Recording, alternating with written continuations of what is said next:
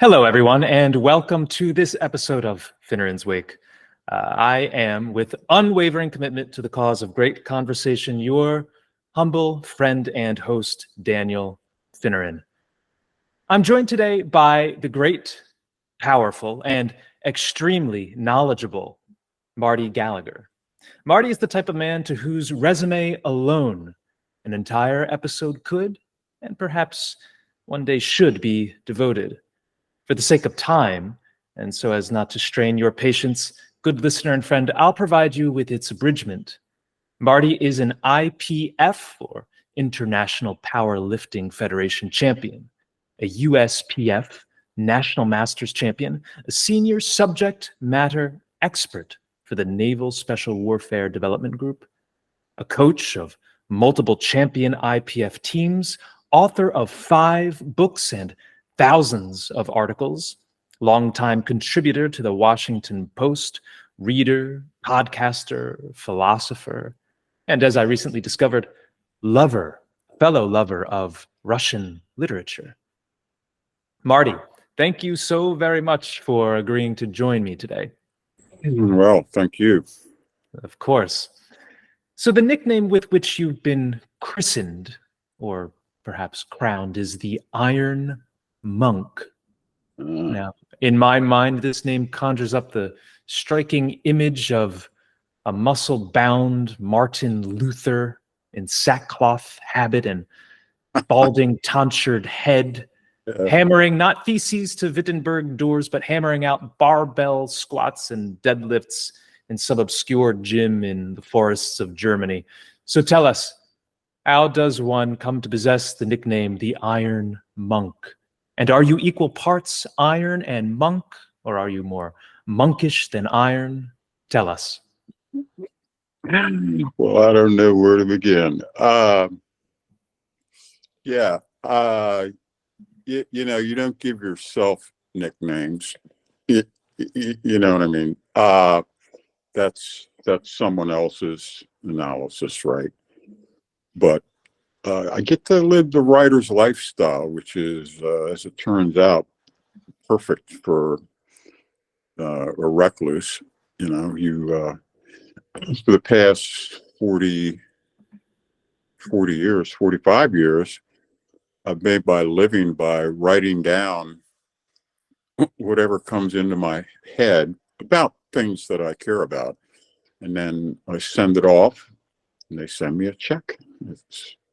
It's been fantastic. And because of that, I've been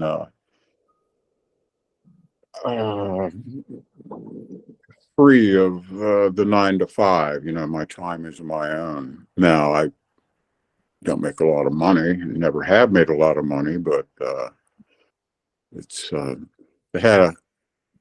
cowboys have a saying, the real cowboys, they say it's, they ask them about their lifestyle and they go, it's not much of a living, but it's a hell of a life. Right. And that's what I'm at. Me and my wife, Stacy. Excellent. Yeah, no, I've never heard that. Not much of a living, and I'm writing it down, and I apologize for that little pause. Not much of a living, but a hell of a life. Yeah. And it seems as this rogue, monkish, ironclad writer, you're really able to fulfill that type of being. So just briefly, maybe you can tell us about your introduction to writing and to writing professionally. Now, I think most people who are familiar with you, which there certainly is no shortage, know you because of your weightlifting expertise, your powerlifting instruction, and the many thousands of people that you've trained, either remotely or in person. I come to you from a somewhat different perspective. I first was exposed to your writings, by which I was totally impressed, I would say. And I want to talk about that and your writing style and your inspirations a little bit more. But maybe you can tell us what drew you to writing initially and how you developed that passion and that skill. Well, I was born alpha, right? Some guys are single parent. My mother died when I was 3. My brother was 1. My father was a single Irish guy, hardworking. Had been through the Depression. My father was born in 1917. Irish immigrant parents, Avoca, Pennsylvania, Scranton, Wilkes-Barre, it's a rough area, buddy. They ripped the hell out of that landscape. They turned it into a moonscape, and then they left. And that's where my people are from. And who's they? My father would be my grandfather was a blacksmith who was died in 1918 in the influenza epidemic, which mysteriously struck down the strongest members of the community. It was an odd disease, an odd pandemic. So my grandmother raised my father, my Uncle James, and my Aunt Delia by herself. Her coal mining brother, Jim Quinn, moved in with them to help, pay the rent. They had a 2-bedroom, 1-bathroom home and a little postage stamp in, Pennsylvania. And that's what they were raised. And they came up through the Depression just in time to go to World War II. And, my father went through all that, and he got scarred. He was in World War II. He was in the 4th wave at Normandy. He got messed up, never talked about it. Right. I never heard him tell a single war story ever. Yeah, I also never heard him cuss. It was a different era. He wore a hat and a suit to work every day. I got a good damn education. I was reading Gogol and Hemingway and who else? Turgenev in junior high school. Right. I got good education. I got held to account. I flunked off my football team 2 years in a row. Both my junior and my senior year. I got E's in English and got E's in what else? No, got E's in French and E's in math, language and math. I was an idiot. E being a designation for excellent. No, that's the worst you can get, brother. A is the best. E is you get 2 E's and you're off the team. Yeah. So let me ask you. Yeah. You mentioned your father's taciturnity, his unwillingness maybe to express himself and his adventures abroad or the terrors that he witnessed abroad. And I think that reticence is common amongst people of his generation. I know my grandfather was maybe a little bit younger, but still was very reserved when it came to talking about his time in the service and what he saw, what he experienced. I contrast that with your effusive style. I mean, you write prodigiously, like I mentioned in the introduction. You have thousands of articles to your name. You have 5 books to your name. Just recently, I was on your website, Iron Company, and your raw column is extraordinary. I mean, you talk about things into which I want to delve from, ranging from the time you spent at your grandmother's humble little abode in Arkansas to the greatest weightlifters of all time, to your expertise in the areas of strength training and cardiovascular fitness and nutrition. Crazy. So I'm the Forrest Gump of my universe. I swear to God. Sure, but let me ask you, maybe if you can, explore that difference between your father's reticence and your effusion, your way with words. Is there something there? My, Am I reading too much into it? no, my father was an intellectual. He was like James Joyce. He too uh, wanted to be a writer, but he didn't have that option. He had to work. He was a government. He worked in the government. He was a smart guy. He worked for the Bureau of Indian Affairs, and after he retired, he went to work for the Indians. Uh, but he was like a James Joyce Irish type, cold, unemotional, not not hard. We never were beaten, and I don't think he ever laid hands on us in our lives. But we didn't get a lot of hugs and kisses either. Trust me. There's two types of Irish. There's either the super friendly, your best friend in the bar, come on, let's have some more drinks, and and laughing and crying.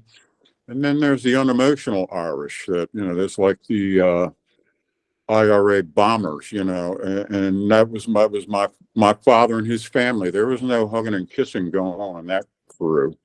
Trust me. Mhm. They were hard. They came up hard, Mhm.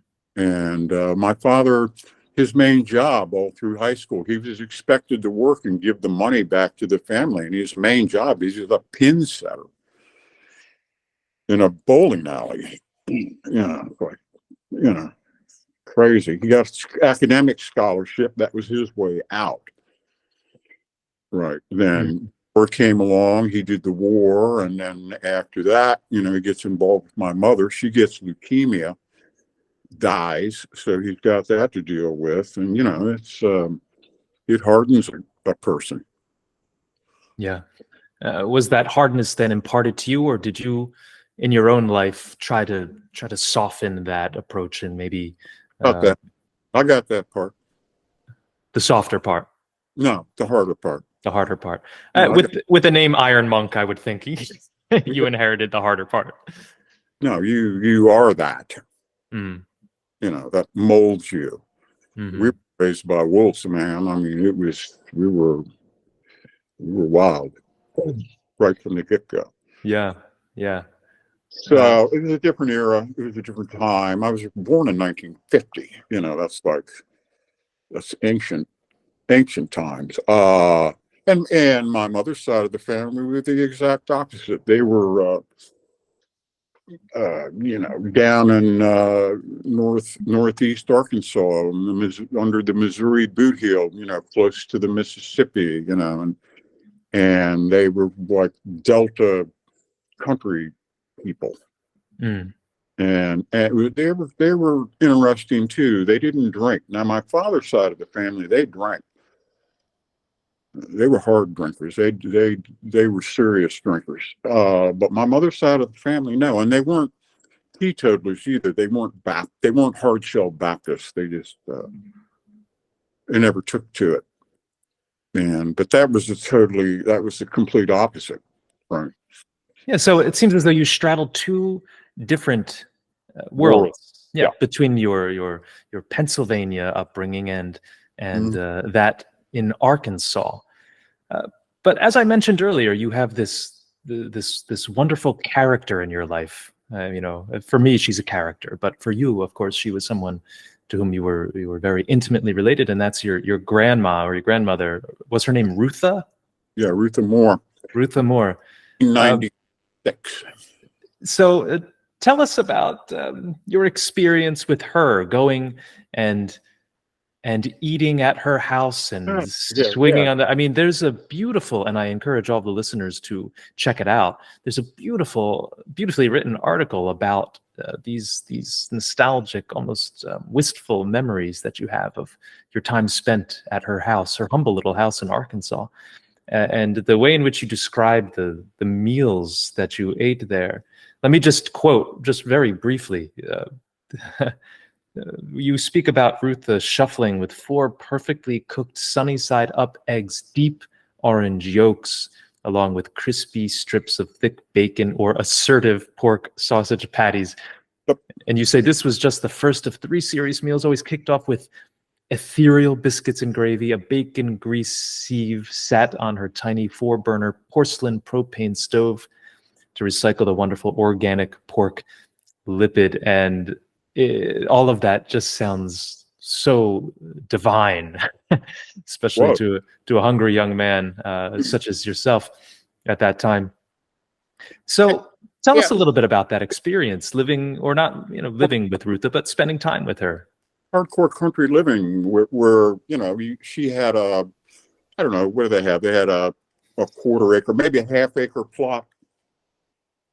It was butted up to the cotton field on one side and the big woods to the back, right? And no one really wanted the property. It wasn't of any value, but they were able to scratch out.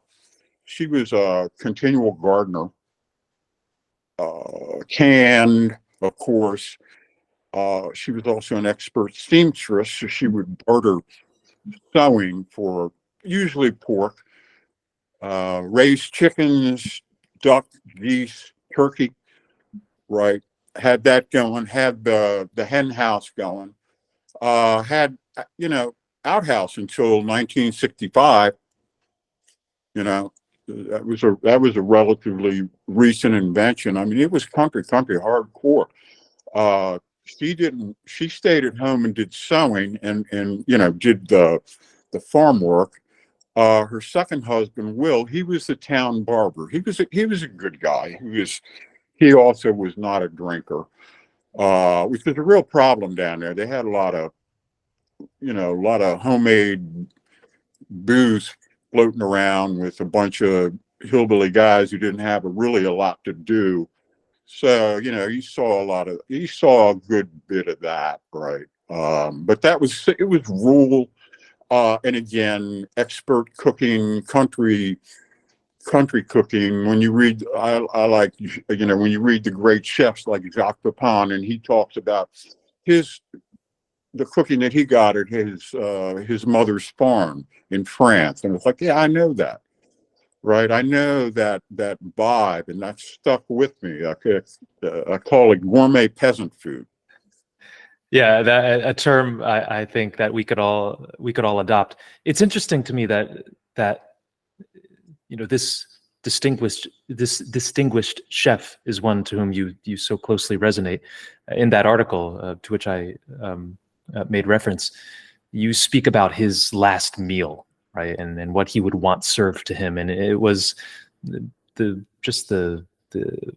simplicity of what was it? A roasted chicken, some potatoes, some carrots, and you described something very similar, maybe a little bit countrified, with a fried chicken and biscuits and this gravy.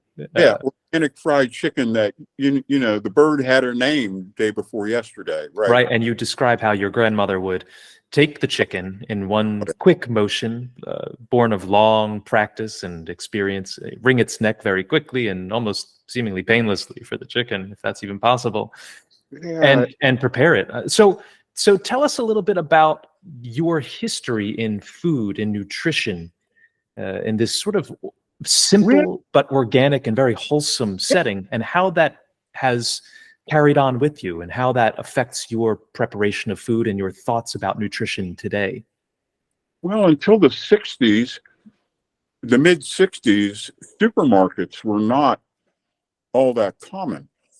So before the advent of supermarkets, food was local and organic, seasonally appropriate, right? Because you didn't have, I think the first one in our area was A&P.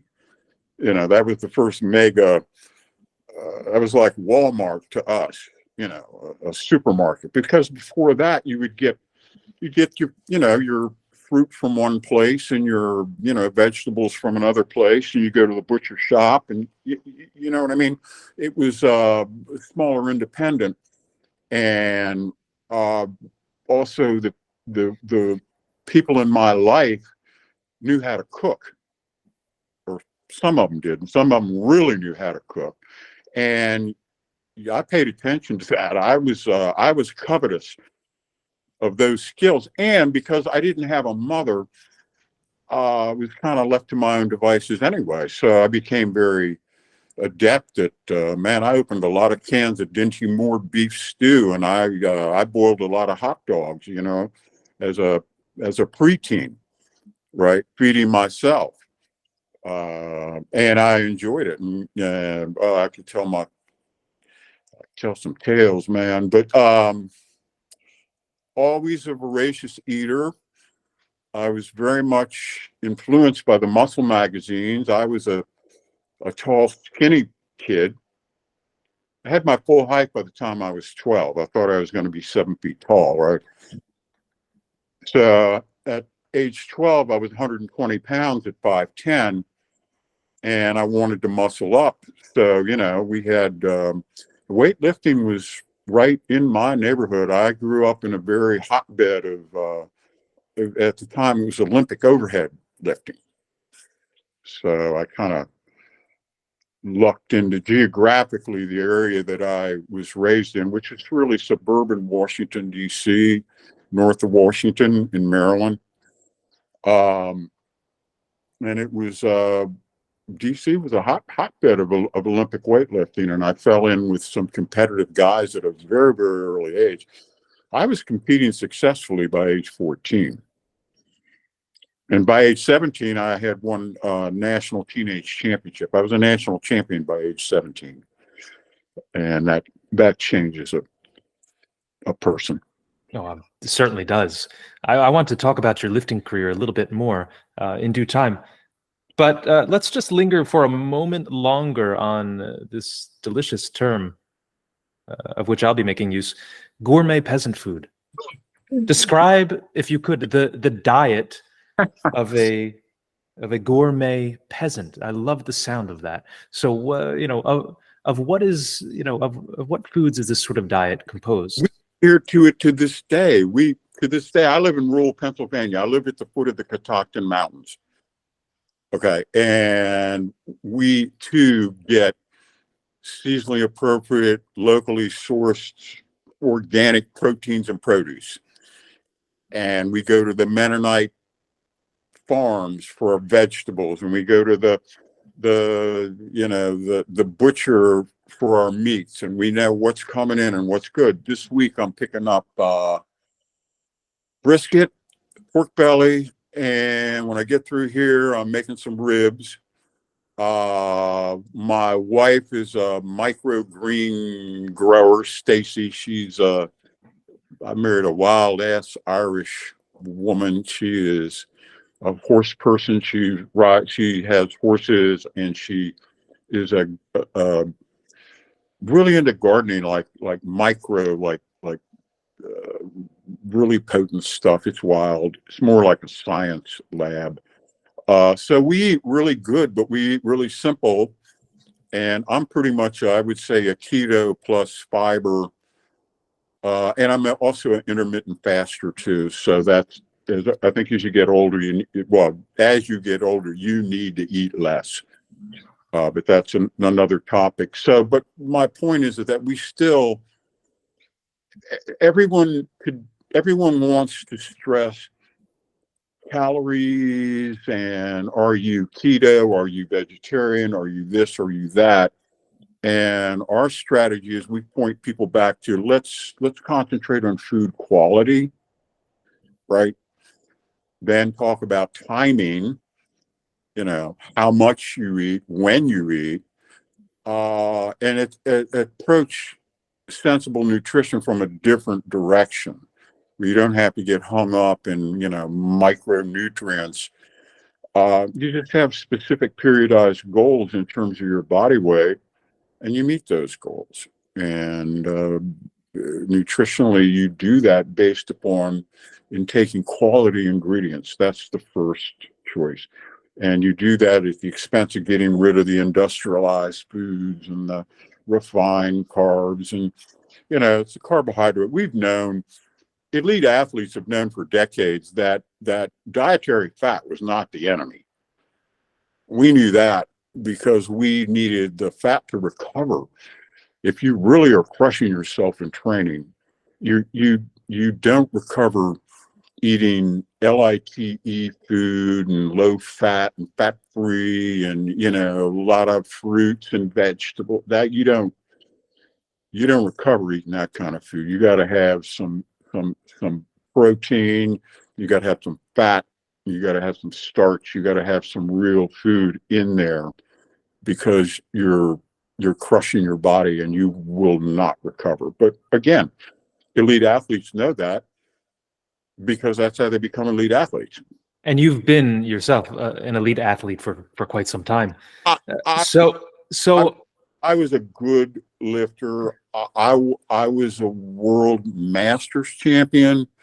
I won 6 national masters title in 3 different weight classes. I was a teenage national champion in Olympic weightlifting, but I was never a great lifter. I was good enough to be given access to the great lifters, and I created some Hall of Fame lifters. I mentored under a world champion. I created world champions, but myself, I was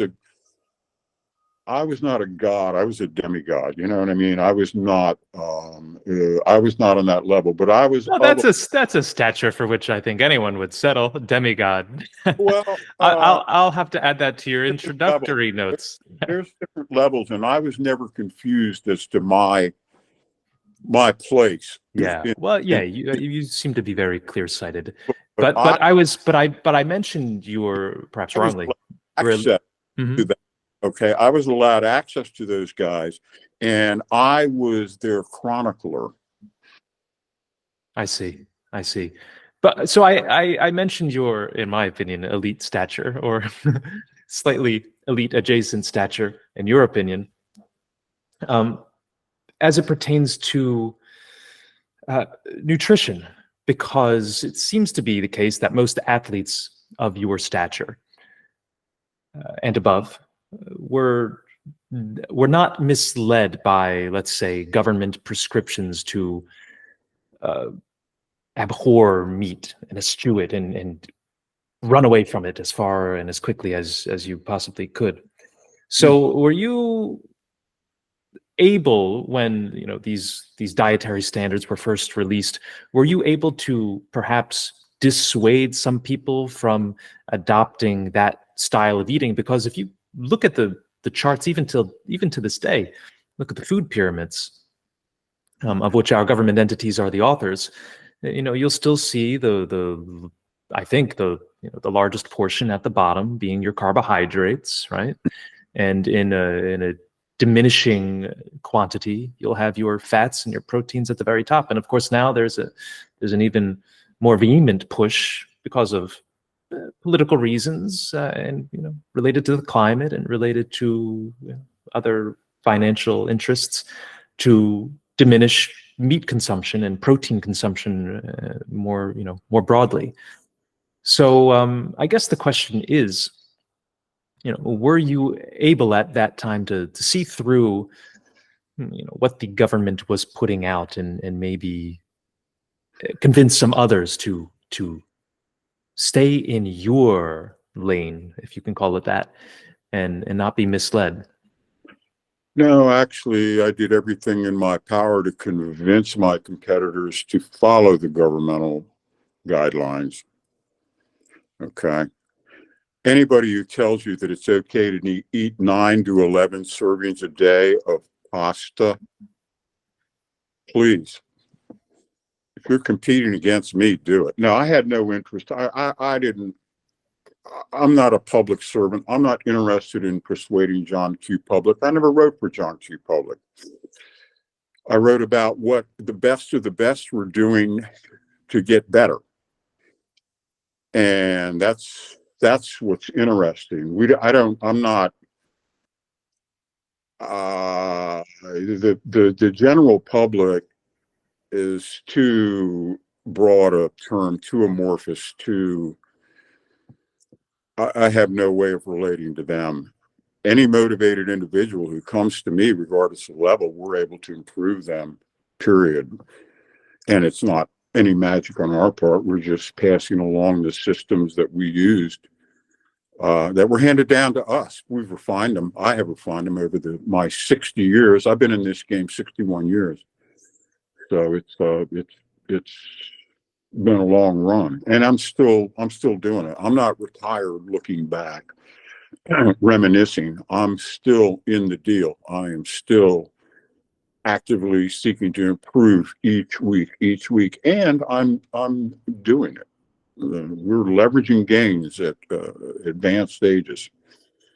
Oh, absolutely. And I don't want anyone watching or listening to think that you are in some sense retired and just simply imparting to me all of the wisdom that you've accumulated over these many decades. No, you're, as I think anyone can tell, you're very prodigious in your output, not only of writing, but of work. And I assume you're still training people and achieving All over, great things. all over the world, I'm training people. Now I've morphed into it's one man, age retardation experiment, right? Because now now you're on the downside of your bell curve. So the game becomes retaining that which you've already built. Right. So we would call that today, or the marketers would call that the science of longevity, right? So is that something to which you that idea, is that something to which you subscribe, or is that just sort of a part of your incessant drive to improve? Well, we do improve. Now, I'm not gonna improve my bench press, but what I can improve is my current state of my physique. The goals shift now. When you pass a certain age, some people it's 40, some people it's 50, whatever. Your goal shifts. You don't compare yourself to what you were 5 years, 10 years ago. You compare yourself to where you were last week. And that's what you improve upon. You improve upon what your numerical marks were the previous week. And you have numerical marks. That's the key. We have whatever, there are a dozen categories that we call it periodize. And if it can be reduced to numbers, it can be reverse engineered, and you can eat the elephant one bite at a time, right? 1 week at a time. You push forward on a half a dozen fronts, and these small cumulative steps yield this incredible compound interest. And if you can hold the course for 10 to 12 weeks, you radically improve physically and physiologically and psychologically. Yeah, I feel as though this is a mistake of which I'm often guilty, is not being as objective. You mentioned the words numerical, engineering. These are typically associated with things that are quantifiable. Exactly. 12 weeks. So I think one of the issues with a lot of novice or even intermediate weightlifters or exercisers or what have you is that they're not as objective with what they're doing. They don't keep track systematically and strategically of what they're doing. So I like to run, I like to lift, I like to do all sorts of things, but oftentimes, and after reading some of your articles, I realize this in myself. I'll go on my daily pre-work 6-mile run, and I notice through the course of time I'm not really pushing myself to run any faster, right? I know that I want to do this before my shift begins at work, so I just get through it in a certain amount of time. I know that will leave me enough time to shower and to shave and to prepare myself for work. But what I need to do, and what you instruct all of your clients and everyone to do, is to really become much more focused on goals that you'd like to achieve. So that's something that I've taken away from your work and from all of your writing. So how would you suggest that people who are unaccustomed to quantifying and objectifying their exercise routines, how would you suggest they begin to do this? Well, if you don't, every day is Groundhog Day, right?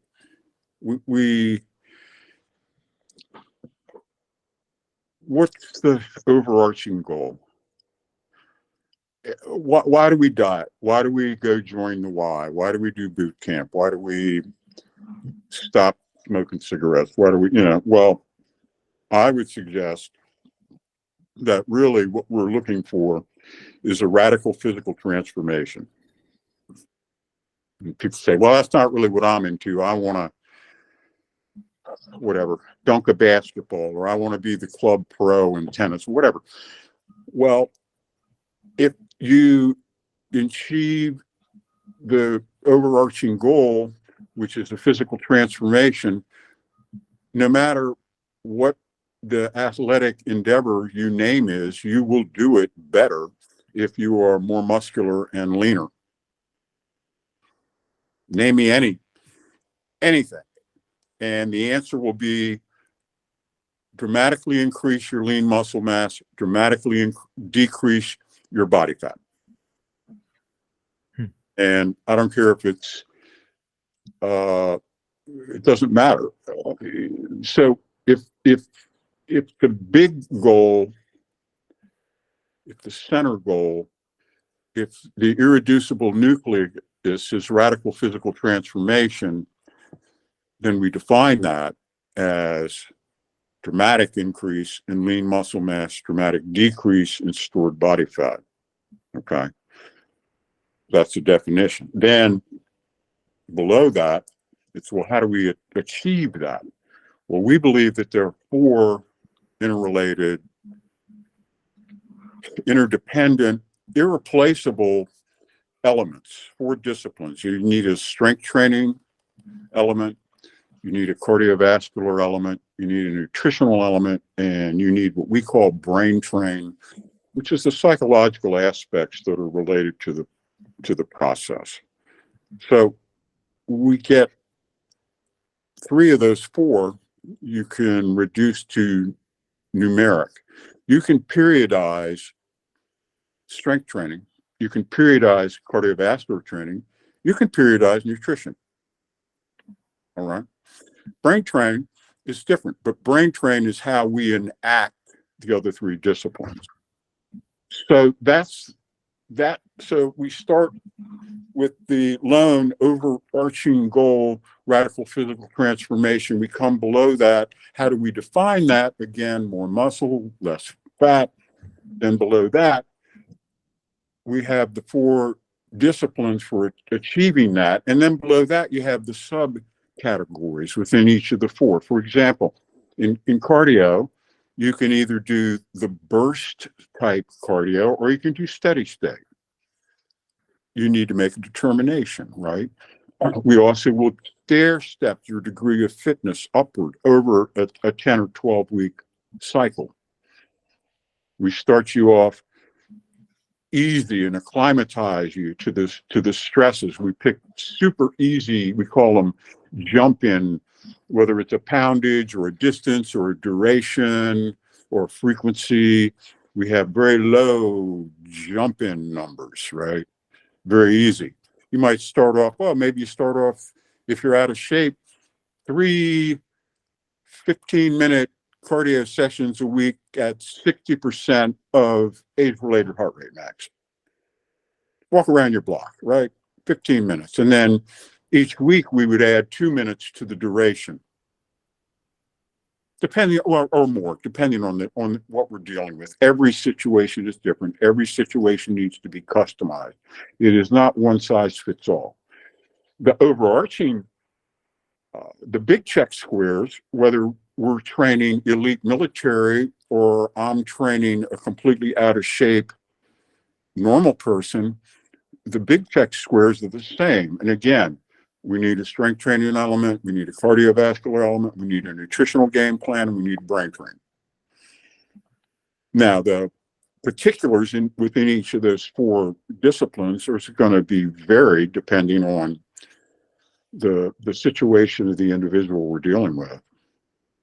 Yeah, and I can say that your writings inspired me this morning before our conversation to go on my normal 6 to 7 mile run, and then I added in some of that, which was my steady state, and then add in a little bit of burst. So I did a few sprints, knowing that you would perhaps applaud me for my efforts, though I'm quite out of out of anaerobic shape.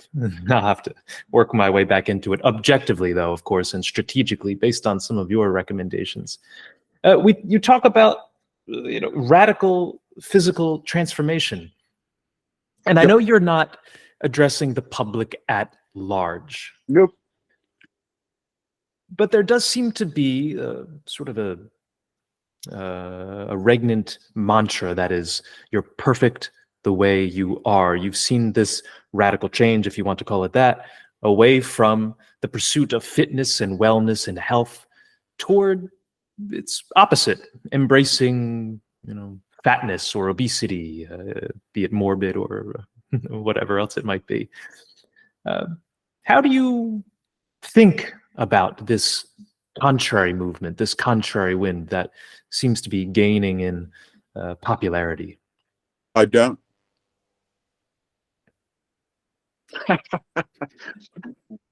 I am not of your world. I can't be. I wake up anyway. If you want to be creative continually, I wake up with a finite amount of creative energy every day, and I refuse to fritter it away, getting involved in superficialities or generalities or discussions that lead nowhere. And I have so much serious work to do. I wake up every day and I know exactly what I want to do. And again, we've been up here. This is our 25th year here. So I've been in this pocket, this same groove for 31 years now. And I'm stingy with my creativity, and I'm not going to fritter it away looking at getting jacked up on sports or politics or whatever, or how can we help the general public? I can't help the general public. I don't know. But what I can do is I can just put out the methods that work. I help anybody who comes to me. I've never failed to get results for someone who's had they have to have the motivation, and they have to have the situation. It's not enough to just want it. You have to have it takes a little bit of financial wherewithal, and it takes a little bit of stability, and it takes a little bit of, I know you really want to get badly in shape, but you're working 70 hours a week of overtime and you're exhausted. And it's like, I can't, I can help you some, but you know what I mean? Now, if they have a halfway decent life situation and they're motivated, then, we never miss. But it's just biology. It's just cause and effect.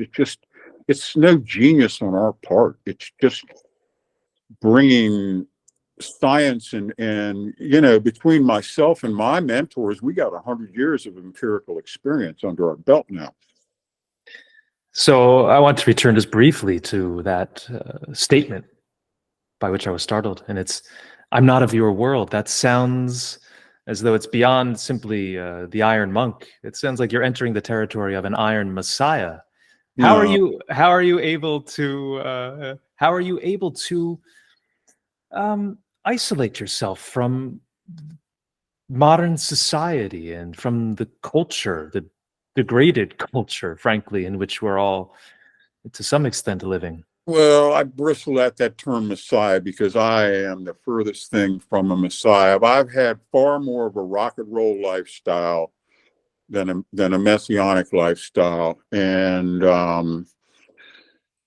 we live good. We eat pork ribs and pork belly, and on occasion we drink booze and, we have a good country fun life.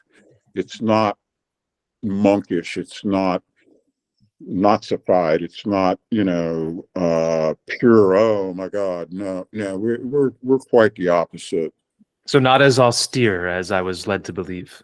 But we do, it's the immersiveness, the immersive lifestyle. My ideal day is I roll from one I call them immersive tasks to the next. And by immersive, I mean, things that I get so into, I lose my sense of self.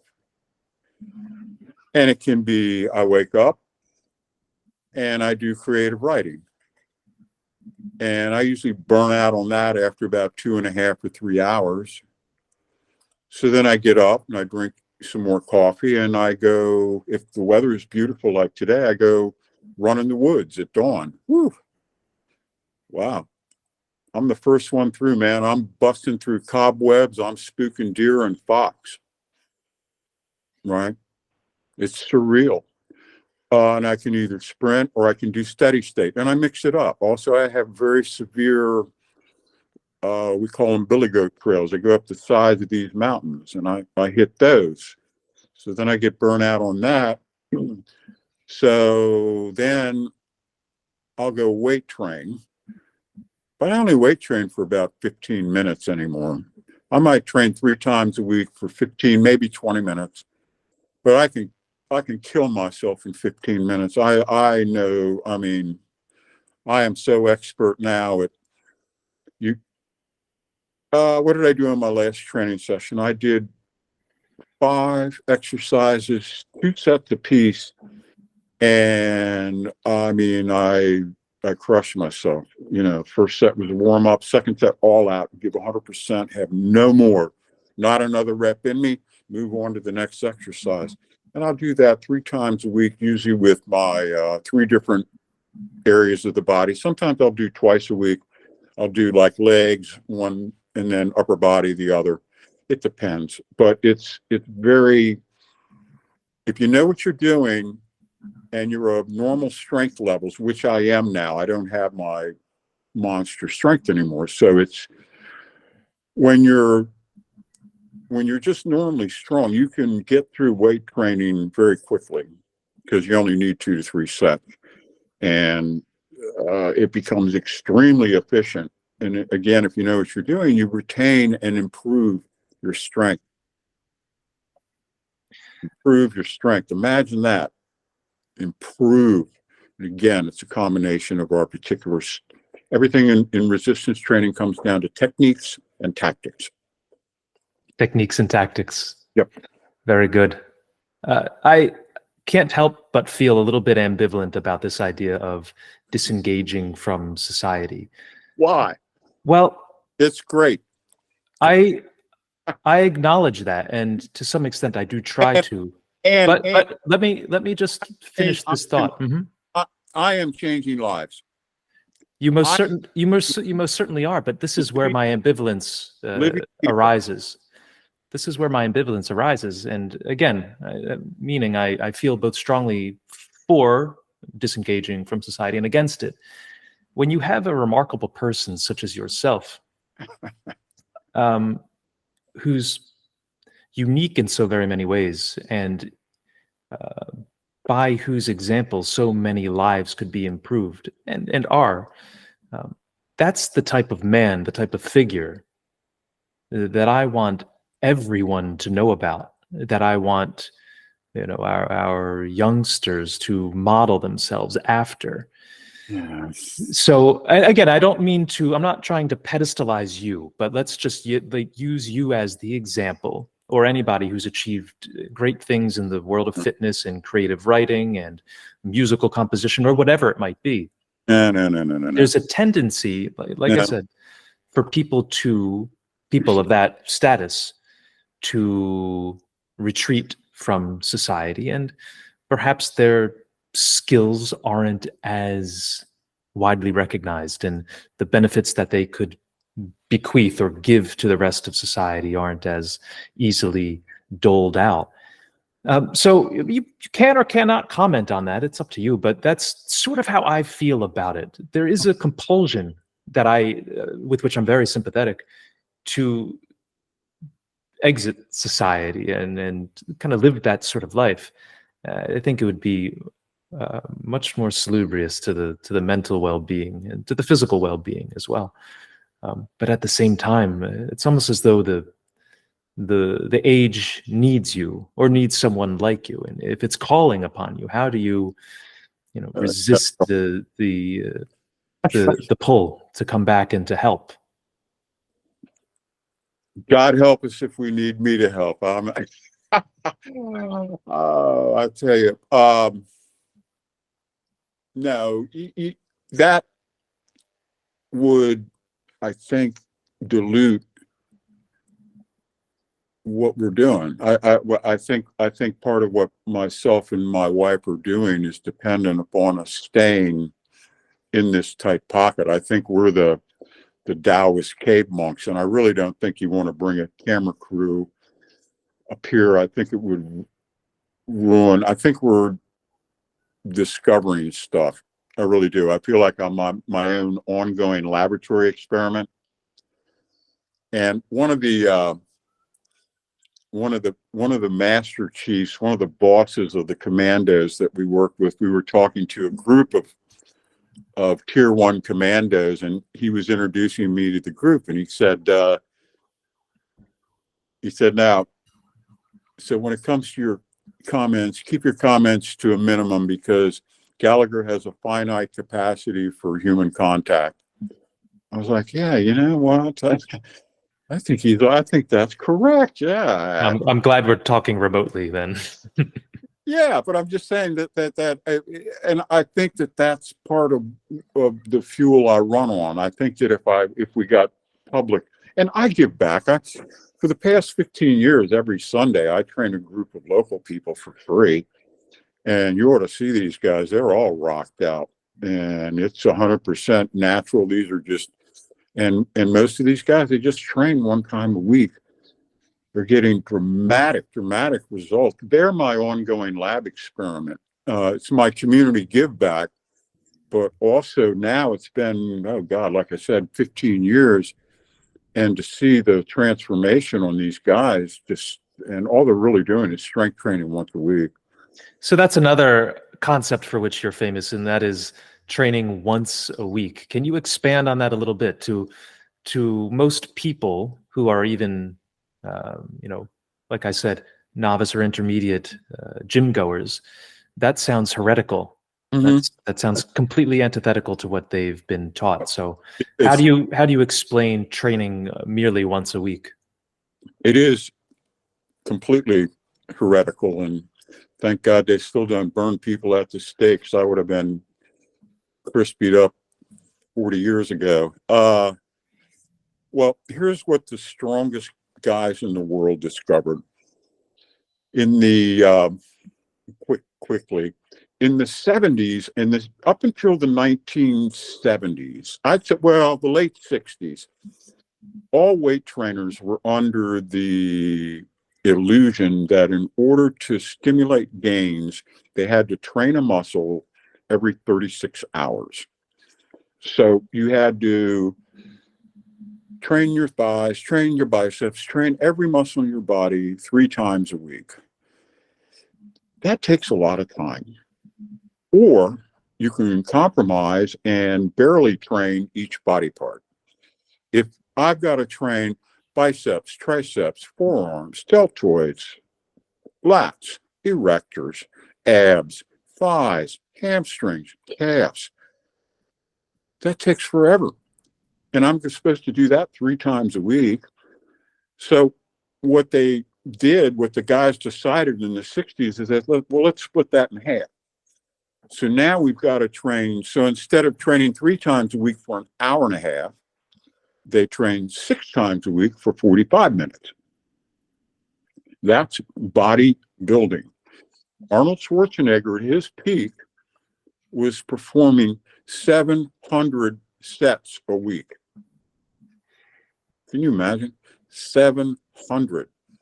It's like, good Lord, man, get a job at a coal mine, get paid for that kind of labor, right? He was, he was paid. yeah, he was, you're right. Double split. He would train 6 days a week, twice a day. He'd have a morning session of about 40 to 45 minutes where he did his minor body parts, then he'd come back in the afternoon. Bodybuilding is different than strength training in that bodybuilding is about inflating a muscle. In the end, what they're looking to do is increase a muscle size. Any strength is purely accidental or coincidental. And you have a very pithy statement about that. Of bodybuilding, you say that when you are at your best, you're at your weakest. You are. And for strength training, when you are at your best, you're at your strongest, just the opposite. That's what it's about. It's about peaking strength because it's in conjunction with some sort of an athletic event. That's why we're peaking our strength. We're seeking to get stronger. And any muscle gain is purely coincidental, right? When you're strength training. Now, do you look down somewhat contemptuously at the bodybuilders? I liked your phrase up until you threw in the contemptuously, that I probably should. I'll rephrase it. Do you look down on bodybuilders? I don't know if I look down on them. I just think let's say this, bodybuilding is divorced from performance. And ultimately they're training to look statuesque. And again, in my Forrest Gump life, I was the training editor for Muscle and Fitness magazine for 5 years. I had 83 feature-length articles published in the largest selling magazine of its kind in the world. I sat in the front row of the Night of Champions. I sat in the front row of the Olympia. I sat in the front row of the Arnold Classic year after year. I mean, I was backstage. I saw these guys backstage. I know what's going on in that world. It's not like I'm a voyeur. My job was to interview the top bodybuilders in the world, the guys under Weider contract, about how they trained and how they ate. And that's what I did. I wrote articles on that. And my tenure almost exactly coincided with Dorian Yates's Olympia reign. And I respected Dorian. I respect Ronnie Coleman, but past that, it's a very strange, druggy, odd world. And again, because they're divorced from performance, it's one thing if you have to run 100 yards or pick up 500 pounds, but if you don't have to do those things, and if you're paid to have the lowest possible body fat at a particular day and time, and if you're not monitored, there are some outrageous things that are done to the human body in order to get rid of that last vestiges of any kind of liquid, anything that would obscure muscular delineation. Sure. And I think those of us on the outside of that sport or that art, whatever you would call it, have very little appreciation for just how radical some of the approaches can be and perhaps unhealthy. Let me ask you, though, as a consequence of your long experience covering the sport, and perhaps as a consequence of vanity, right, to which none of us is immune, were you ever enticed by the sport of bodybuilding? Did you ever think about getting into it yourself and competing? No, not for a second. Not at all. I was known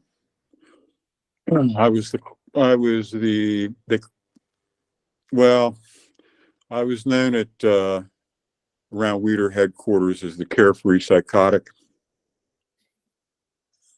They loved my writing, but they knew to leave me alone. It was like, don't mess with him. All right, I'll tell a little story of myself. I would not show up for the night shows. There are two major parts in bodybuilding. There's the bodybuilding prejudging, which is when the actual placings are done. And those are done in the afternoon. And then the night show is when the bodybuilders come out and for whatever, 90 seconds, they pose to music. right? Well, I would routinely skip out of that part and leave my seat vacant or give my seat away to somebody.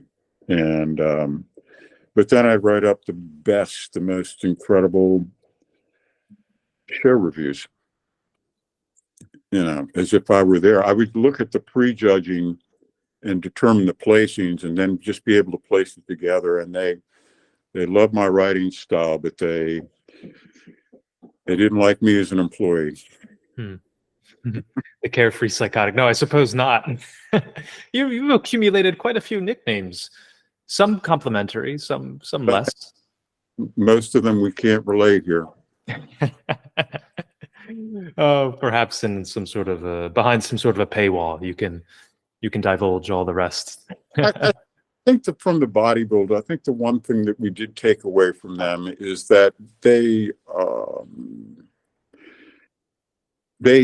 understood the necessity to incorporate cardio with nutrition, with resistance training. Now, in each case, we changed the content. Right.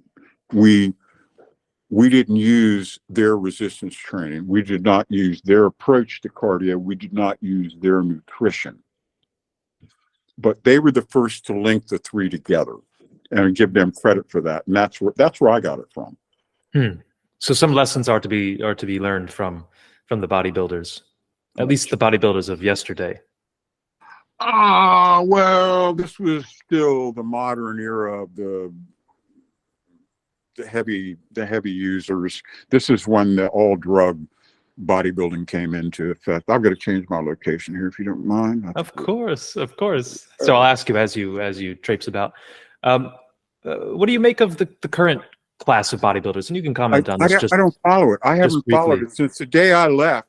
Yeah. Since the day I left Weeder employee, I couldn't tell you who Mr. Olympia is. I have no idea. Yeah. It doesn't interest me in the slightest. Yeah. Neither does it. It doesn't interest me either, and nor could I name most of the figures. It's why do we want to be waste time with? It's not connected to performance. I'm not interested in teaching people how to enlarge a muscle for the sake of enlarging a muscle, right? Mm-hmm. So anyway, that's my own little bitch on bodybuilding. But again, I thank them for showing us, hey, if you just lift weights, you can be tremendously out of shape, right?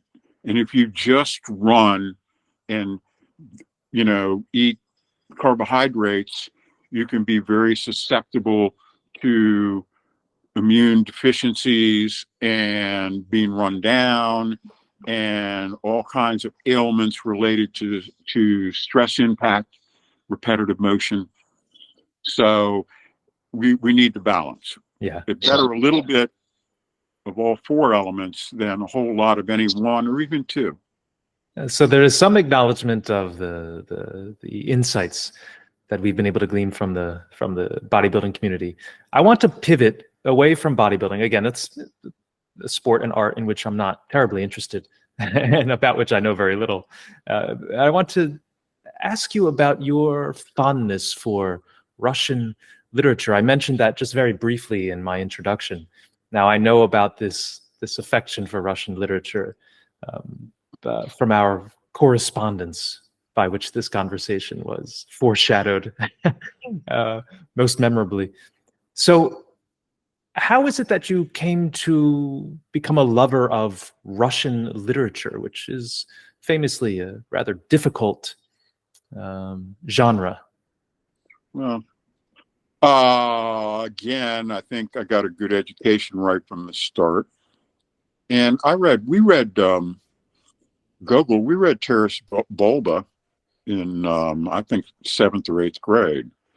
That's an easy read. I think there's a misconception about a lot of Russian literature. People think that it's complex, but compared to Faulkner or compared to, God forbid, James Joyce, Russian literature is very easy to read. I would avoid Pushkin. He's kind of an untranslatable poet, a little bit like Dante. You know, when you're trying to translate poetry, you got to get the rhyme, and it doesn't really work all the time. So yeah, no, but I was introduced to Gogol early on. Taras Bulba, great story.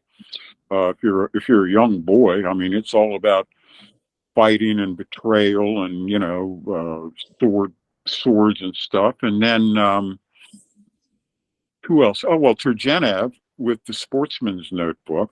We got onto that. That is a great introduction. I was introduced to hunting and fishing on my grandmother's side of the family, so I was quite familiar with that. So the Sportsman's Notebook resonated with me. I probably got a copy of that in 11th grade. I didn't read it. As it turns out, there was a lot of politics involved, because he was talking about the plight of the serfs, the slaves. In 1800, I believe 74% of the Russian population was owned. Right. So 26% of the population owned the rest of the population. The miserable. So the underlying tone, all the Sportsman's Notebook stories concern serfs, concern the lower class, but the hunting stories themselves are great and ring very true. So then, once you get into, when I moved up here in 1999, I worked my way through Harold Bloom's The Western Canon, and that shortcuts a lot. I'd already got a good start.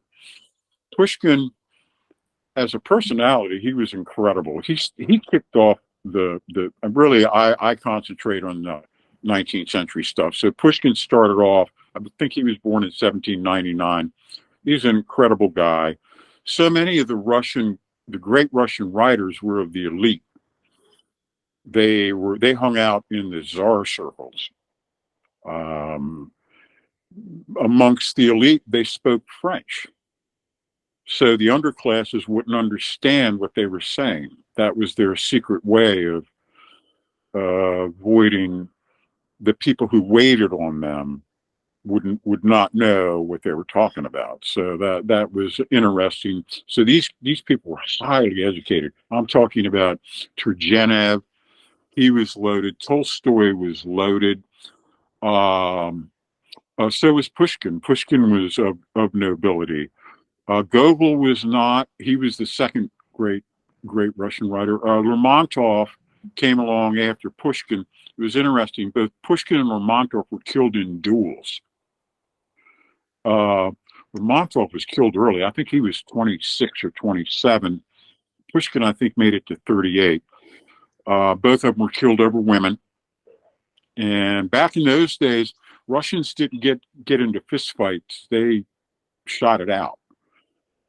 They had formal duels. So both Pushkin and Lermontov were killed in duels. Gogol, he was a great writer. He wrote Taras Bulba. He wrote Dead Souls, which was kind of considered the first great Russian novel. Then Turgenev.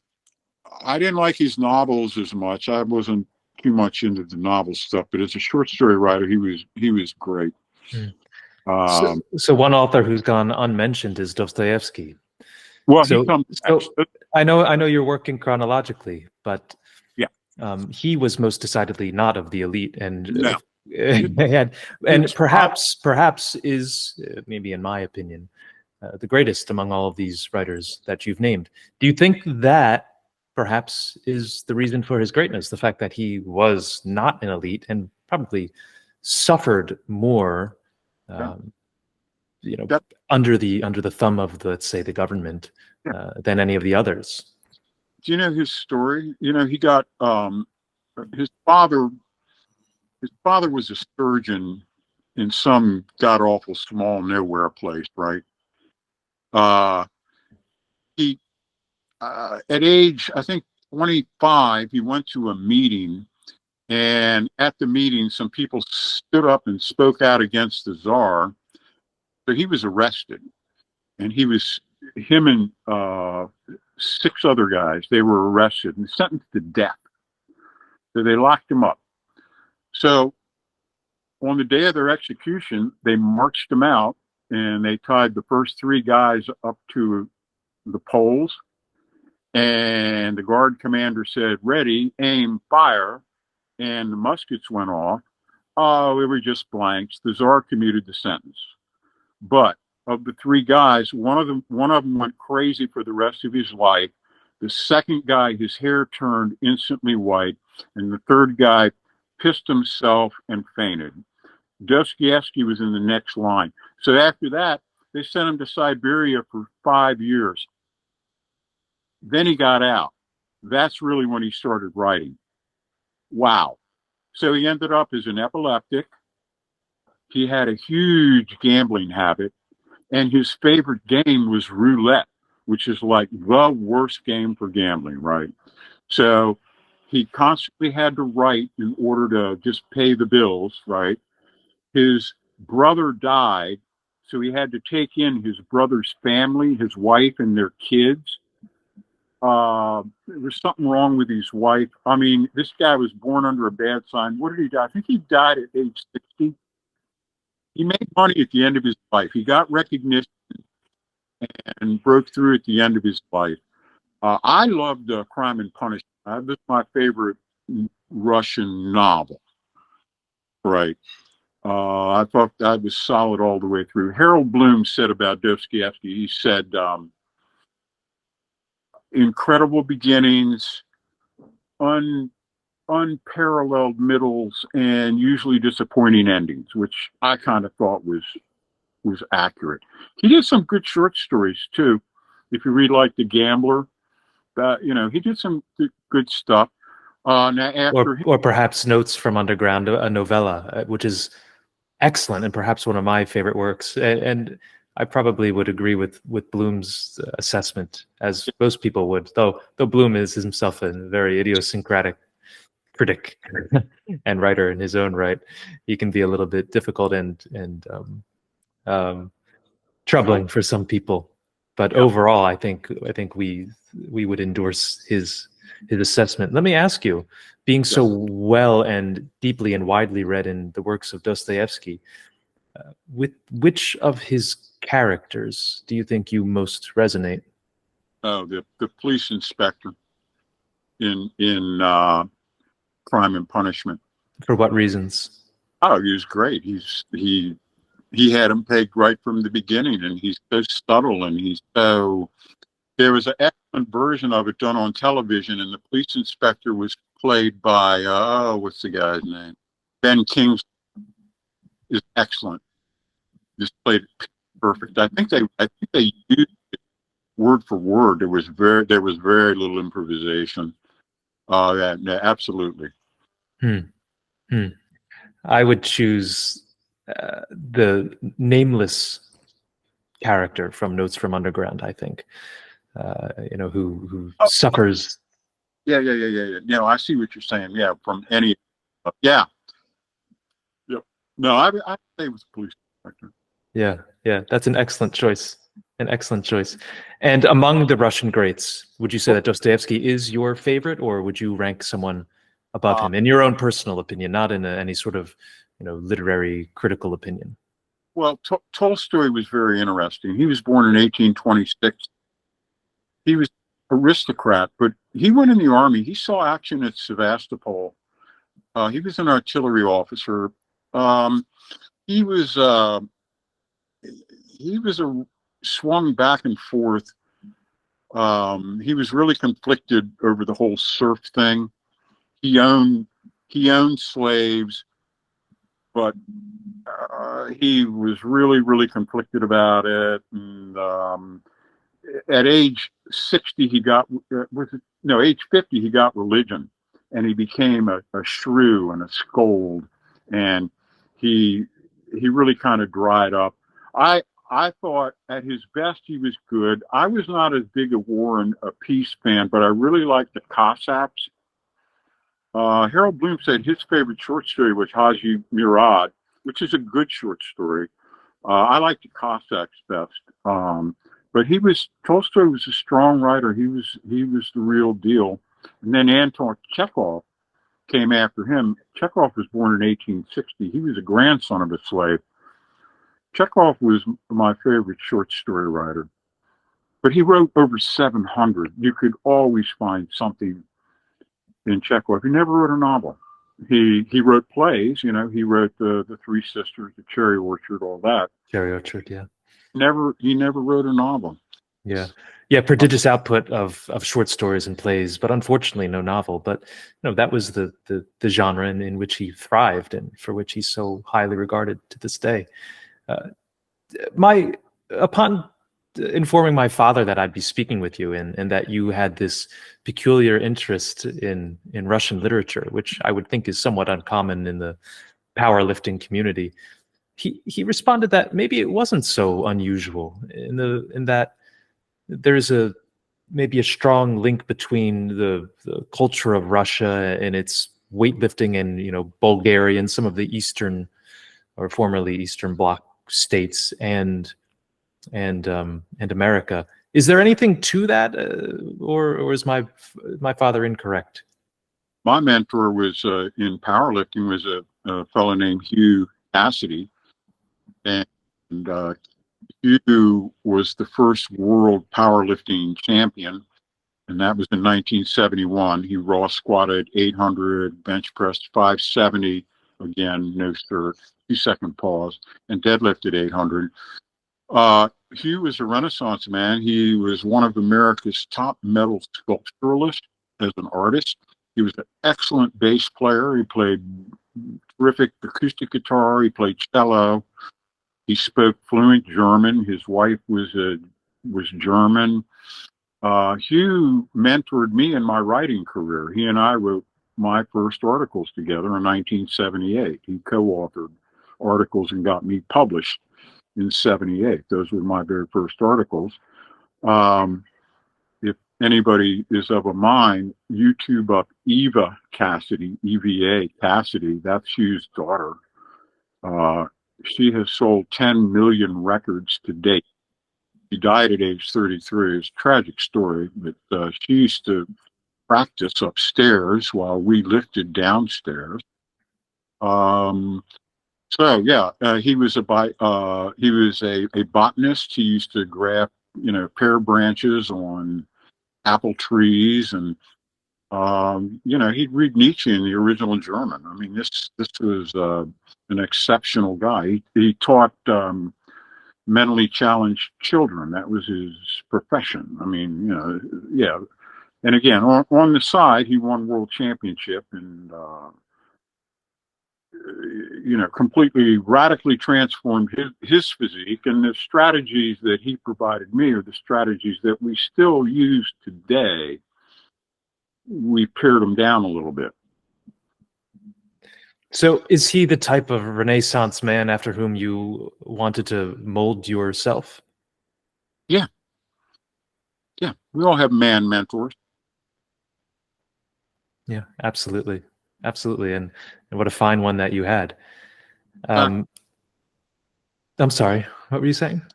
I said, yeah, exactly. Yeah. So I'm sure you had interesting conversations about Dostoyevsky and Nietzsche, and they're two opposing moral worldviews. Do you want to comment on that a little bit? With Hugh? Yeah, were you ever engaged in any sort of conversations? I can imagine that they would be fruitful, and probably in an age before microphones and recordings, worthy of memorialization. Yeah. At the same time I was mentoring under Hugh Cassidy, I also was studying under Robert Smith, who was the foremost Tai Chi, Bagua, and Xing Yi teacher in America. He was the first guy to introduce Tai Chi to America. He was a CIA agent who had been stationed in Formosa, Taiwan. He learned all the Chinese internal martial arts, brought them back. He was stationed in Langley and he lived in Bethesda, Maryland, and he taught a free Tai Chi class every Saturday morning at the Bethesda YMCA. So I would take Tai Chi lessons from him on Saturday morning. Then I'd go to Prochatsky's studio and take Bagua and Xingyi lessons every Thursday from him. At the same time, every Sunday, Sunday and Wednesday, I would train with Cassidy. So I was training with the hardest of the hard with Cassidy and the softest of the soft with Robert Smith. And it was interesting. Both guys spoke to each other through me. There's a lot of similarities. A lot of interest in root, R-O-O-T, in Tai Chi. And then Cassidy would want to know, well, just where exactly do they keep their weight in this Tai Chi thing? You know, stuff like that. And it was... Yeah, was your pursuit of that balance between softness and hardness deliberate, or was it just the consequence of your curiosity and wanting to try different things? Well, both were available, and why not, right? Like I said, they were both in my neighborhood. Wow, right? Yeah, very fortunate that they were. And how about martial arts? Did you ever involve yourself in any sort of martial arts? I know jiu-jitsu today is extremely popular. And Xingyi are fighting arts. There are three kinds of internal martial arts: Bagua and Xingyi. Bagua is a circular fighting form, and Xingyi is a straight, linear fighting form. So yes. And do you still practice these arts? I do. They're not really good at fighting arts. I'll use particularly the Xingyi, more of a cardio drill, because you do repeat katas, and it's a great way to jack your heart rate up, and you do something athletic, and you become involved in it. I don't want things where I'm mentally able to multitask. I don't want to ride a stationary bike while I'm texting and thinking about what I'm going to have for dinner. I want something that requires me to be completely immersed in whatever it is I'm doing. Yeah, and that goes back to your emphasis on immersive tasks, your mindfulness. Tell me a little bit more about that. Have you always had this mindfulness? This is something in which I'm very interested. Of course, I have my side project, which is devoted to meditation, mindfulness, sleeping, and becoming more present in the moment, to which I'll have to send you a link. But for a lot of people, that takes a lot of guidance and a lot of practice to be able to adopt a mindful way of living. For some people, I think it comes quite naturally. To me, I think it comes a little more naturally, although it's something on which I can always improve.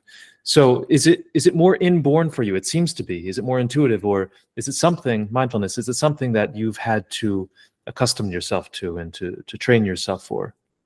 Involved in what you would call mindfulness very, very early, like in 1964, because we were using Soviet auto-suggestion technique to improve our weightlifting.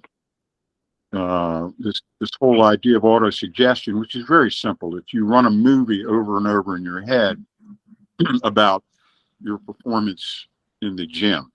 So if you're looking to clean and jerk, whatever, 270 pounds, you're driving over to the gym in your car, you're running the movie over and over in your head, over and over in your head. You're viewing yourself, and the more detailed, the more perfect you can make that vision, the more ingrained it becomes. And what the Soviets discovered is that by this mental ingraining would actually improve reaction time, improve technique, and definitely improve focus. And it would give your mind something to do instead of having monkey mind. Right, where you're just jumping all over the place, and because thinking about this and thinking about that. No, think about your damn lifting. Think about your top set. Think about your big effort, and run that movie over and over in your head. And you get down to things like, what color are the stripes in your socks? Or your your socks pulled all the way up?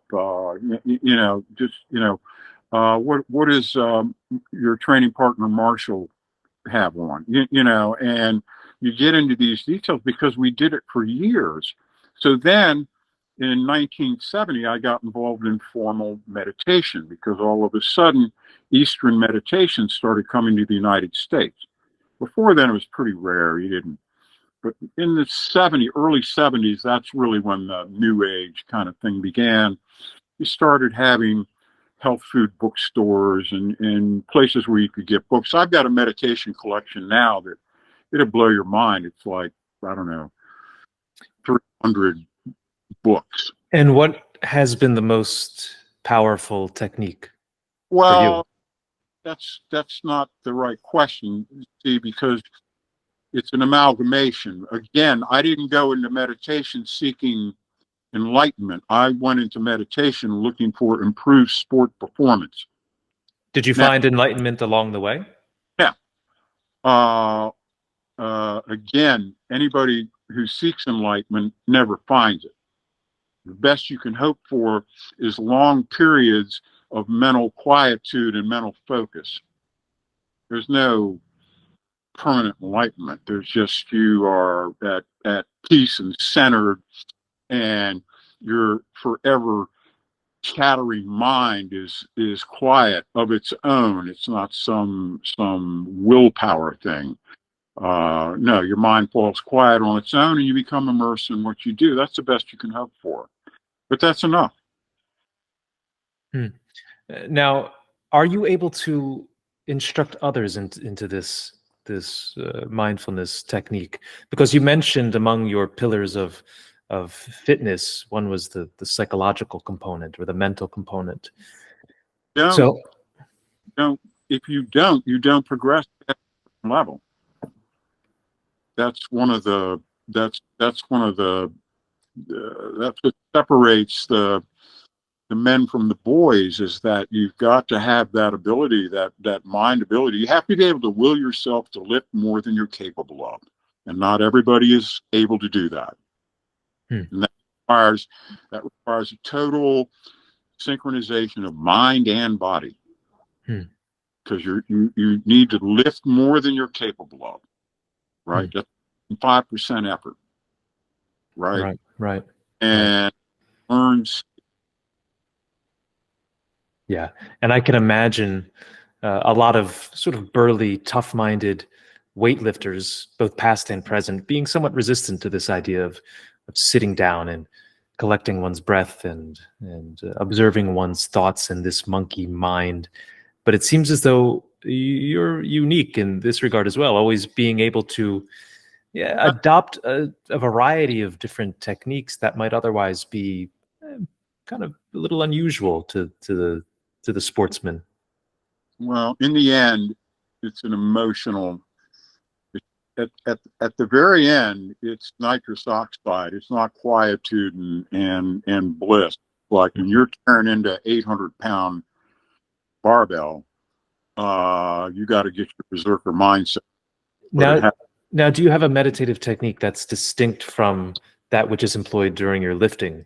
For instance, when you wake up early and you, let's say, finish that run through the forest with the fox and the deer, do you take off your shoes and stand and ground and think for or not think for a certain amount of time, or do you sit there and have a mantra? Tell us, what do you do, if anything at all? All right, let me make sure I understand. Are you talking about before a lift or before I run in the woods? What I mean to say is through the course of the day, whether it's during an exercise activity or not, maybe before bed or upon waking up. Is there any distinct meditation practice that you perform daily? Activity is my meditation. So when I get up, I have my cup of coffee and I look forward to my creative writing session. And I always leave the previous day with knowing what I want to pick up on the next day. So when I wake up, I know exactly what I'm going to do, and I'm fired up. I drink my coffee, and I do that, and I have probably 2.5, maybe 3 hours. And at that point, my creativity, I develop what I call concentration fatigue. Then I know, get up, have another cup of coffee, go hit the woods. The woods is my meditative experience. You have to concentrate when you're running. If you're running through the woods, you have to continually focus your eyes on the trail ahead of you because you have trip hazards. You've got roots, you've got divots, you've got loose stones. So this requires focus and attention. At the same time, you have to have what we call soft eye. See what's going on around. You've got the smells that are intoxicating. I listen to music. I have some sort of incredible music playing, and it's surreal. And I am so blessed, and I'm out there, and I'll do that for 30 to 45 minutes. Some days I might just sprint. I might do 5 to 8 sprints. I have a wood chip track. It's like running on a trampoline. Some days I'll do that. Other days I'll do the longer kind of sightseeing. I have a gigantic hill. I can do hill work. Depends. And I can be spontaneous about it. I don't have to be structured about it. I just know I'm going to hit the woods. I'm going to do 30 or 40 minutes of something that fires me up in that instant.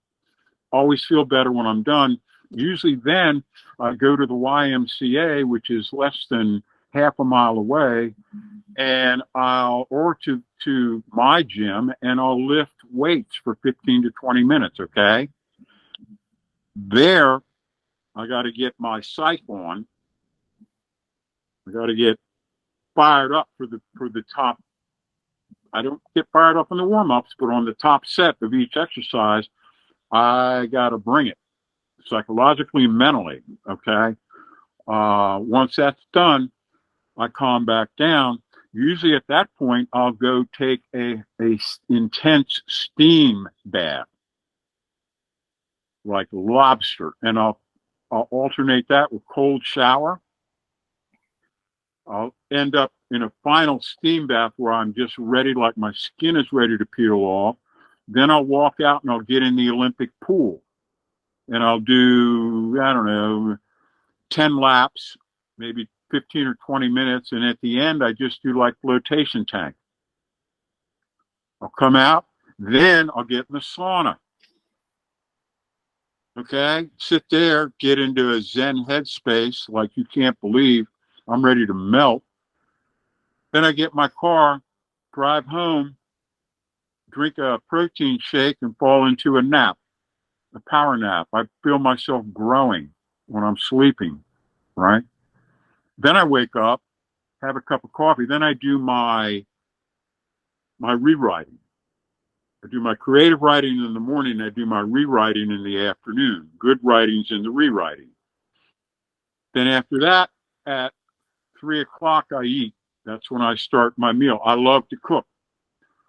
I consider cooking as a very immersive task. Also, I play piano, so I'll play piano at some point. Usually I alternate that in my writing.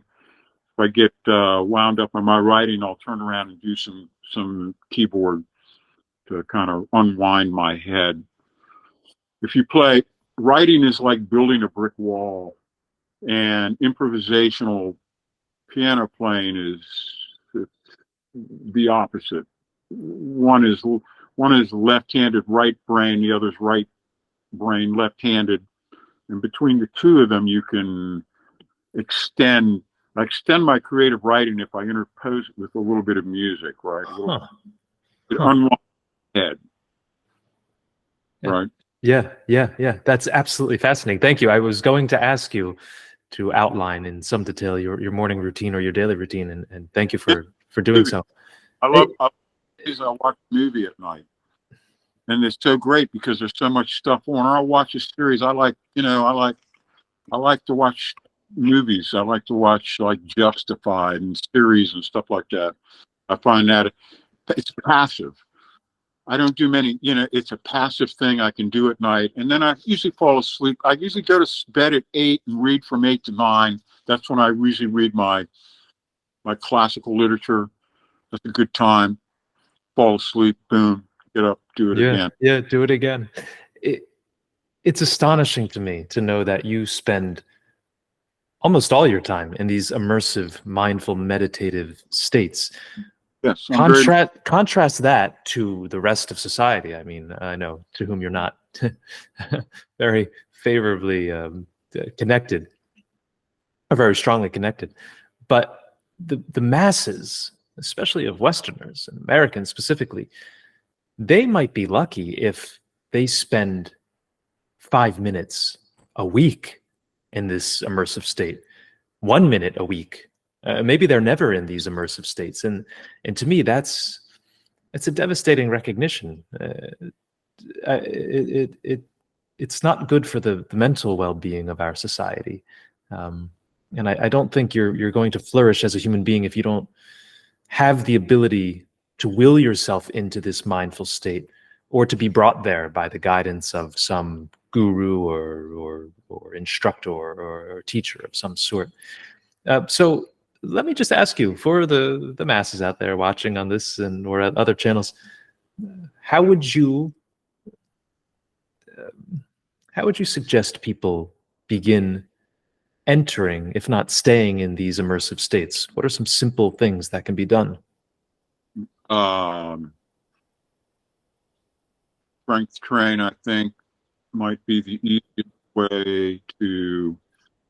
If strength training handled correctly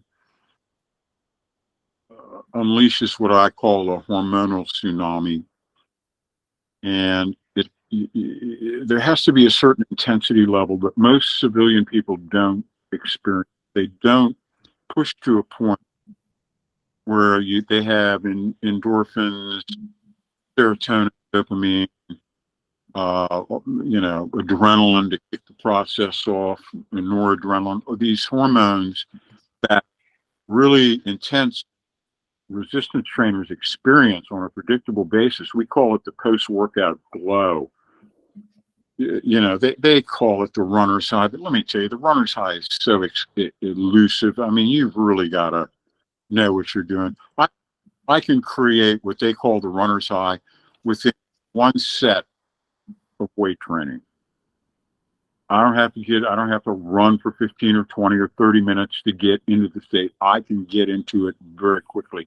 And it's in relation to how close you come to your 100% maximum.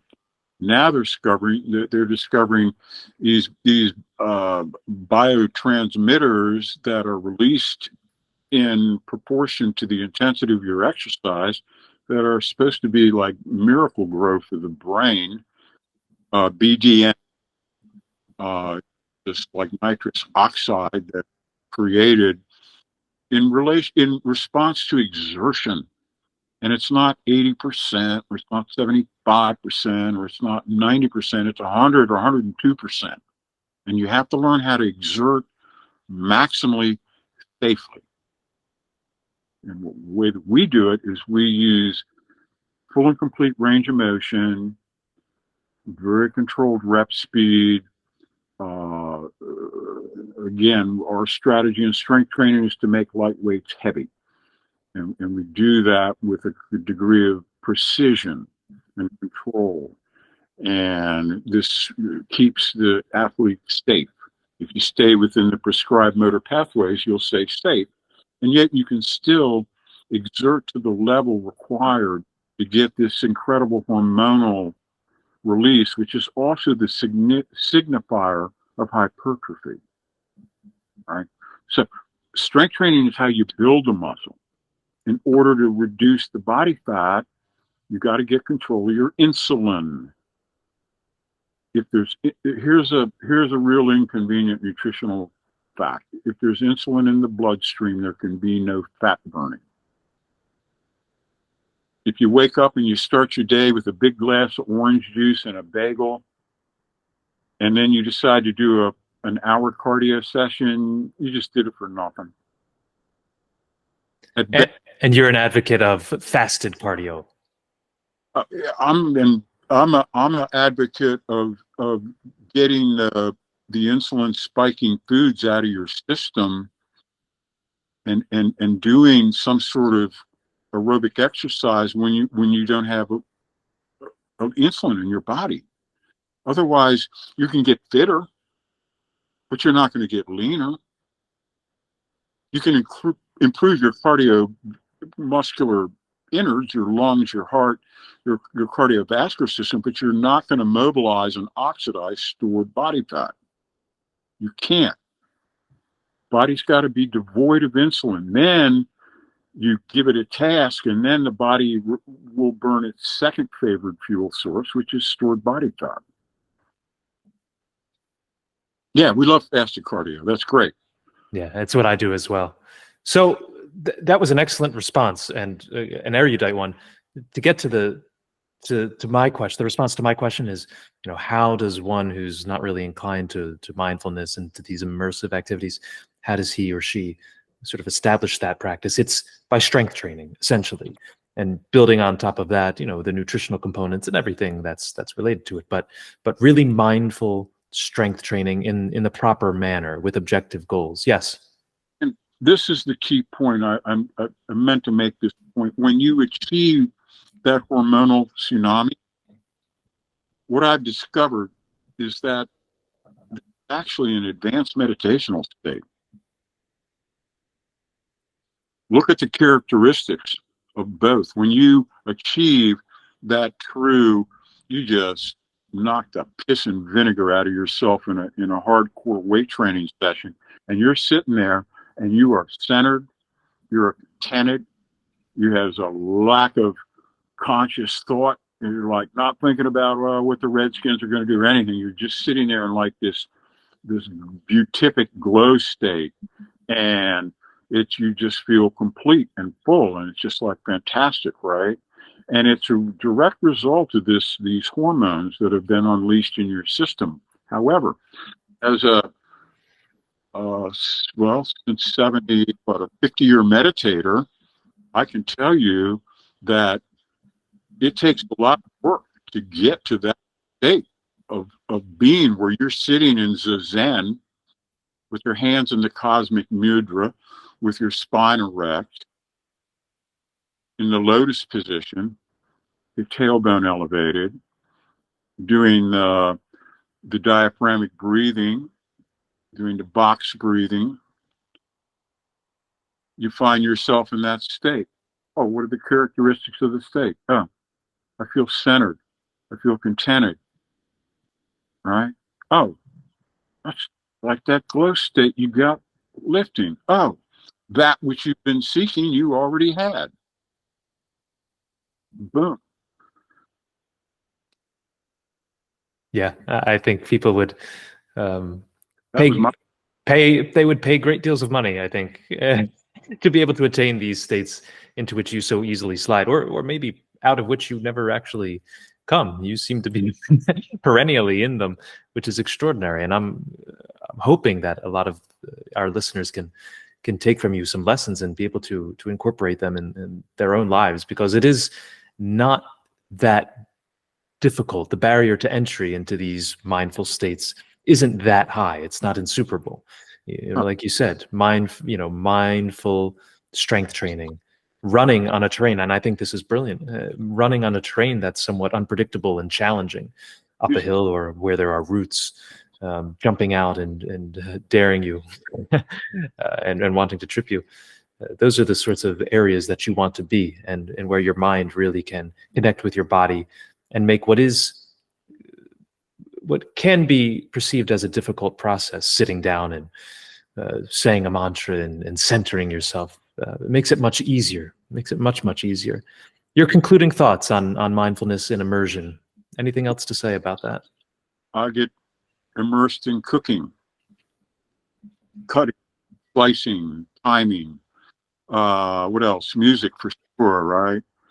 I don't play written music anymore. That's too much like my writing. I play improvisational, set up some sort of left-hand figure and just, it's got to be improvisational. I don't want more typing.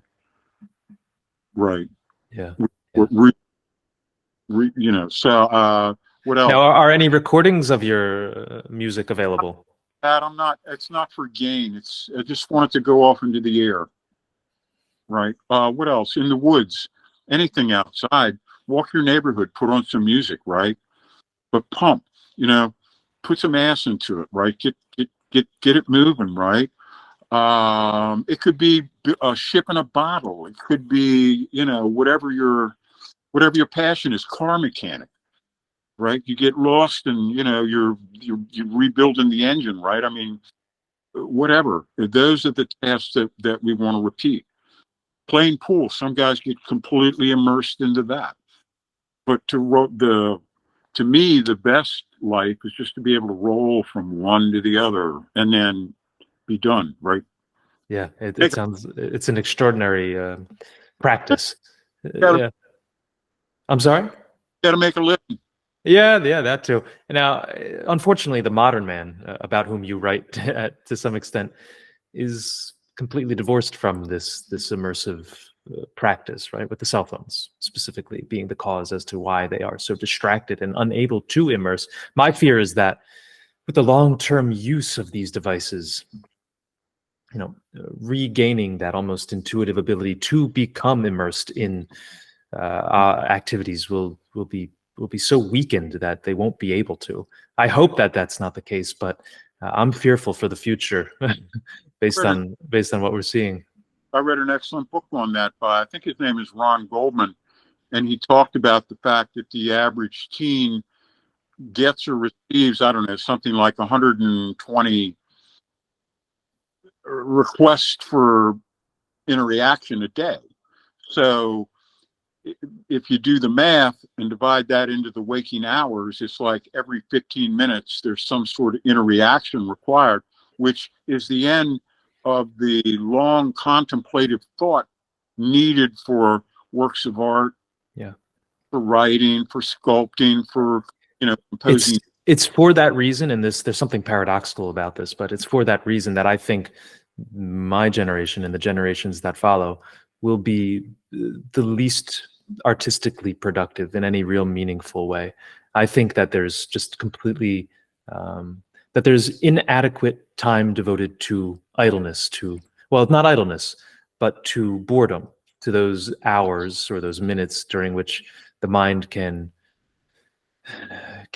be at ease and to think and to create and to conceive, and works of genius that we saw in the past, I think will be absolutely foreign to this age because of these devices and because of their inability to become mindful.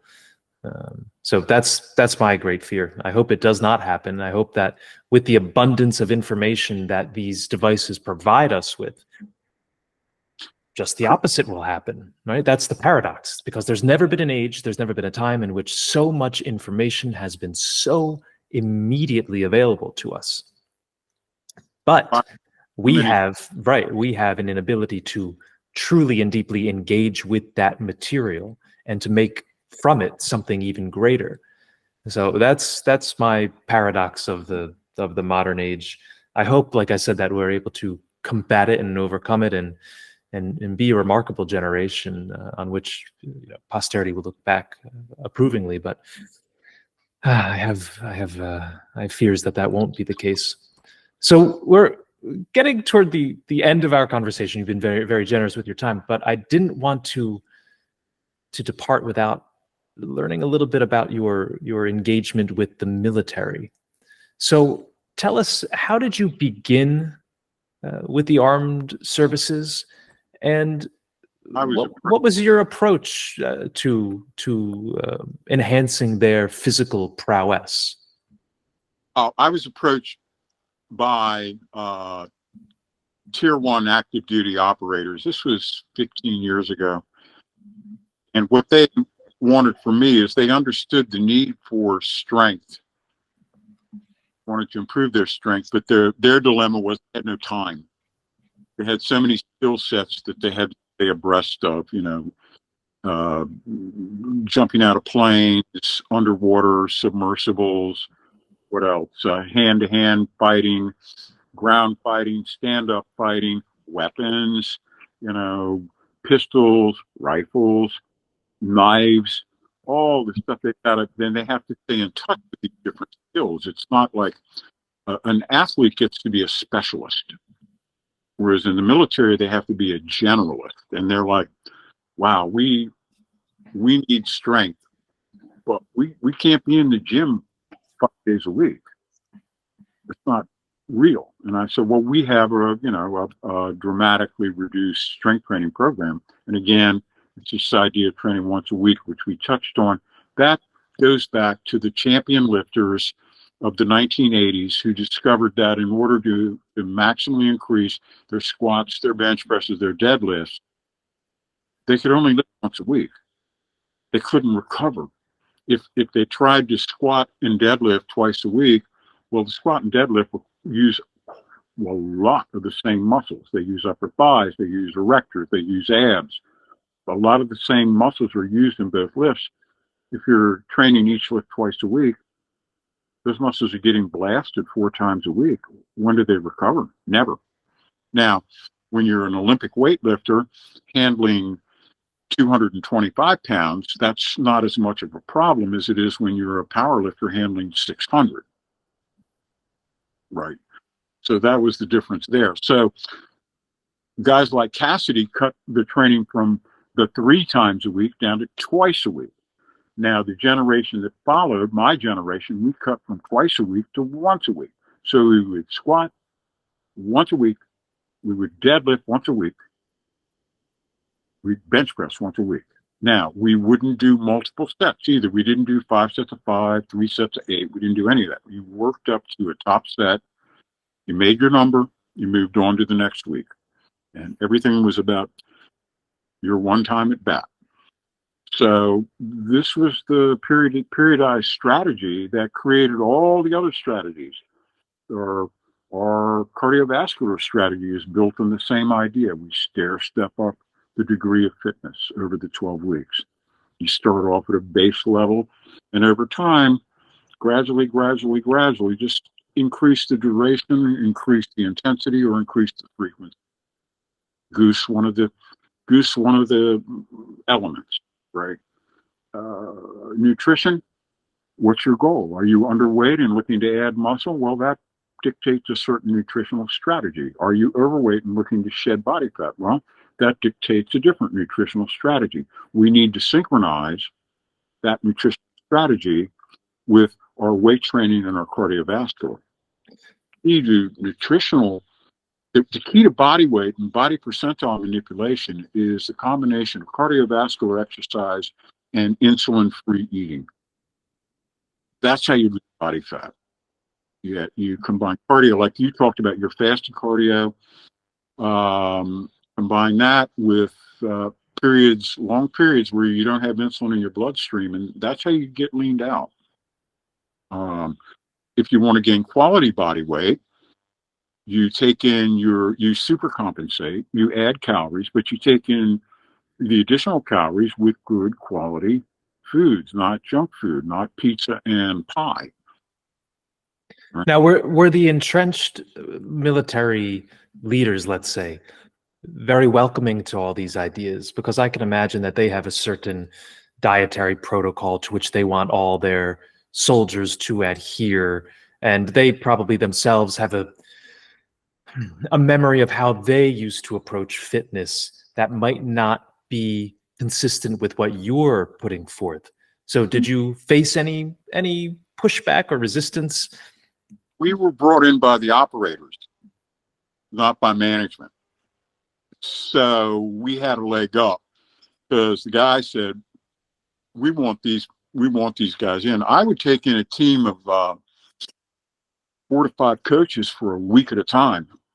We'd work with the guys Monday, Tuesday, Wednesday, Thursday, and Friday, 2 4-hour sessions, just on strength. I'd bring in Kirk Karwoski and Brad. I'd bring in the world champions, and we'd really run it down and say, this is how you get stronger with the minimum amount of time. We had these guys down to being able to train once a week, squat, bench, dead. They have time, do some overhead pressing. Now, when they deployed, they had all the time in the world. So then we would accordion, we'd expand the volume, to fit. They're like, we're bored, we want to train more. Great, no problem. We can expand on this ultra basic one time. I train a group of local folks as kind of a community give back in my neighborhood, I have for the past 15 years, they gather on Sunday morning from 9 to 11. We train one time a week, and that's all the training they do. And these guys are all highly competitive power lifters, and all of them are rocked out and strong as hell. And we strength train one time a week. That's it. Squat, bench, deadlift, overhead press. If they have time left over, they do some arms. That's it. Go live your life. Yeah. Would you say that you prioritize your sessions in that way? You said squat, deadlift, bench press, overhead press. The hierarchy of importance. Would you say it was descends in that order? We call the core four, which are those four compound multi-joint movements. If we were to add a fifth, it would be the power clean. We like to do some arm work, but mainly we squat, we bench, we deadlift, we overhead press. Now in a pinch, we'll just squat and bench. And again, this is absolute strength.